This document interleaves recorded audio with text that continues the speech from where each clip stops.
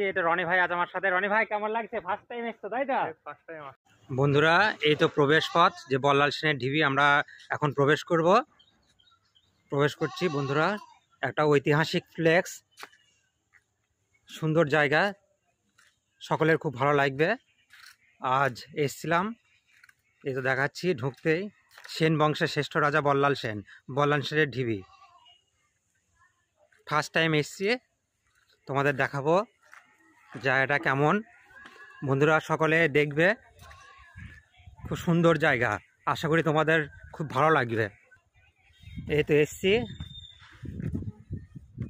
কত সুন্দর প্লেস, দারুণ জায়গা।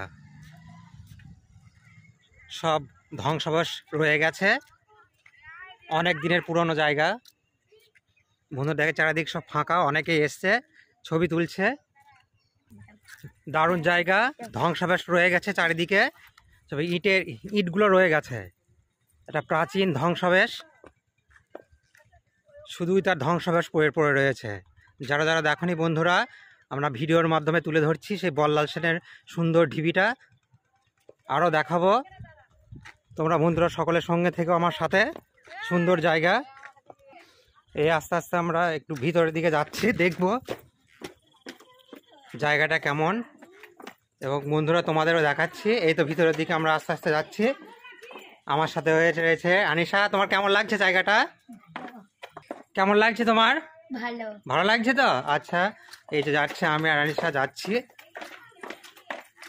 সুন্দর জায়গা, শুধু ওই ইটের যে ধ্বংসাবশেষ সেগুলোই রয়ে গেছে।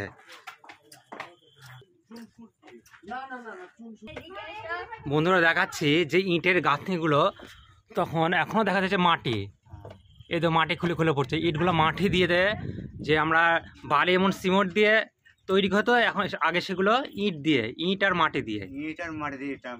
হ্যাঁ, ইট আর মাটি দিয়ে এখনো মজবুত ভাবে রয়ে গেছে, কত সুন্দর ভাবে মজবুত ভাবে রয়ে গেছে।